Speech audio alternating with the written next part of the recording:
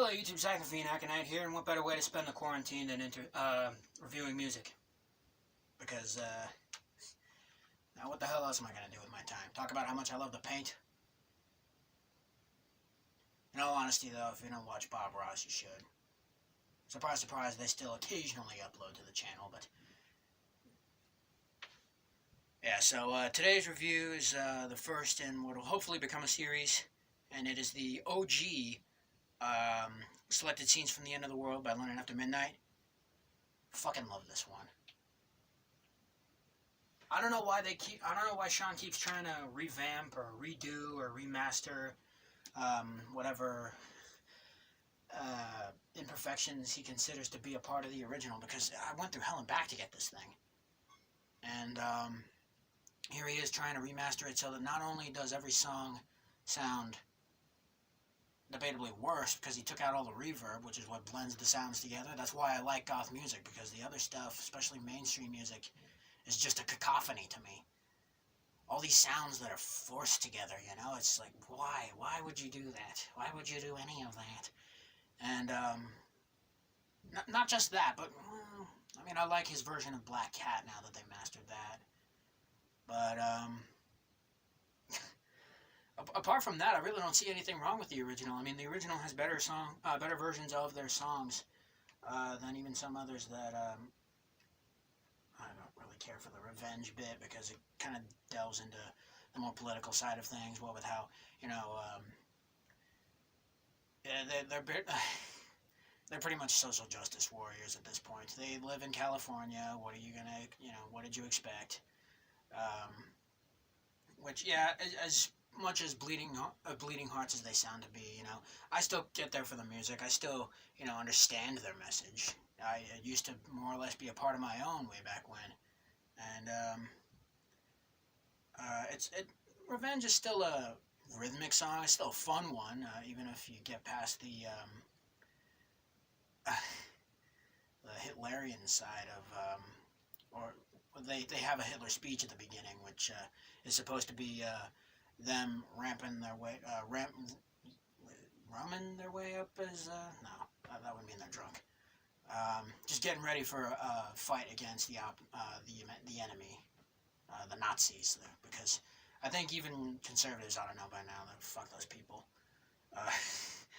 But yeah, there's two versions of the song, Your Best Nightmare. The first one's called Nightmare, the other one's Your Best Nightmare. Really, the main difference is one has sex noises, the other doesn't, which I like them both, don't get me wrong, but I don't know, man. I mean, there's something nostalgic about the one without.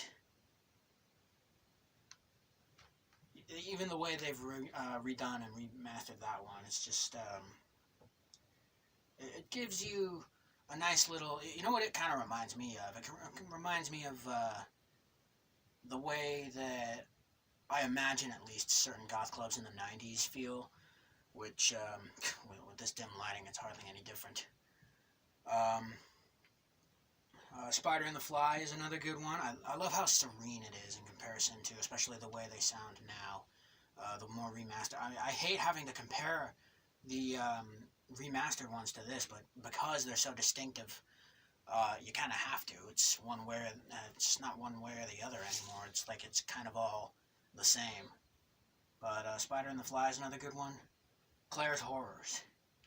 Funny story about that song. As much as I enjoy it, and as interesting as I'm sure it would be without the reverb, which is kind of my favorite part about it, the only problem I have with that song is certain instrumentals could be louder. Like, I wish certain instrumentals were just a little louder than they were, towards the beginning especially. But funny story about that song is there was a tree on my property that fell about a year or so ago, and goddamn, man, this thing was fucking huge. And just as I was listening to the song Claire's Horrors, you hear the beginning, "This is the voice you have learned to fear." The bass drops, or the beat drops, or however you fucking word it. I'm not a musician, I wouldn't know how to say it. But that shit, as soon as the crack happened, that was when I heard a crack outside, like it was a prowler or some shit, and I hear a subsequent, along with a clang. And I'm thinking, what the who's trying to break in here? Here I am with my, because I don't wear white underwear anymore. Here I am with my black man panties, manties, and a robe, running outside, ready to kill, looking around, but it's nighttime, so nobody's out there, you know. Imagine me doing that in broad daylight, though. It'd still be funny as hell. Really, the only difference is that I'm still not wearing a shirt then, unless...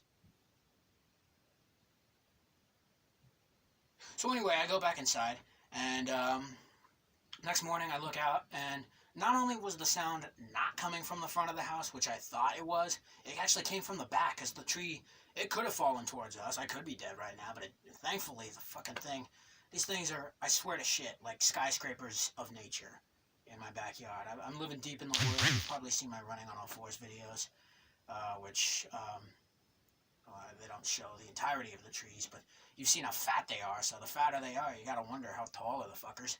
Because this thing cut all the way into, almost all the way into the neighbor's property, because I'm living on half an acre right now, so this thing was fucking... It took a while to remove, but that's my story for Claire's Horrors. Sacrifice, best 7.5 minutes you're ever going to get out of a music album. To me, at least. Say what you will about Stairway to Heaven, but this one, like... Genres aside, fucking... Sacrifice. There's a tribute video of The Crow, set to Sacrifice, if you can find it on YouTube anywhere. I love this song. Okay, it's probably the closest thing to an actual proper love song that they're ever going to write, which, considering their themes, is a little wonky. This Paradise, another one that they've kind of botched up recently. I don't hate their new version, but the original just has this almost ethereal type of vibe to it. I wouldn't call it ethereal wave, per se. Although, they do definitely have a calmer vibe to their first draft of the album. Black Cat is where it kind of gets a little, I don't hate this version either, don't get me wrong, I fucking love this album, but the new version of Black Cat is still probably my favorite in comparison to their first draft, because this new one, this has a point in the song where he goes full Robert Smith. He's not even trying to be this proper baritone sounding, you know, gothic gentleman or whatever. He sounds like Robert Smith, man! And, nobody wants to hear that. I mean, unless you're a Cure fan, which, whatever, you know, it's whatever. If that's what you prefer, but me, I always make this joke about how I want my fellow gothic gentlemen to sound, you know, like they're such baritone ghosts, their nuts are just hanging, because ghosts go through everything, their sack is just hanging through story after story of each mansion they're haunting, just like a giant tentacle almost, but it's their scrotum. And then, of course, Your Best Nightmare, the other version, with the sex noises. I won't say that I want to fall asleep to this, but I can understand some people trying to. Especially, at least, dumber guys. I, highly recommend any version, really. Maybe not the newest one, because, like I said, he took the reverb out, which is probably one of the most distinctive features about goth music as a whole. Hopefully I get a sort of system going. I'm pretty haphazard with this one already, but I think it's organized enough to see a sort of formula for a series. But that was selected scenes from The End of the World, London After Midnight. Love that shit. And if you want to take a look at my exact music collection so far, maybe I'll include a clip here. I think from what little of it you can see, you can tell that I redid the innards of this whole case, which was once a mini poker case from my childhood that my grandparents gave to me. Here's the whole stack of CDs that I have so far.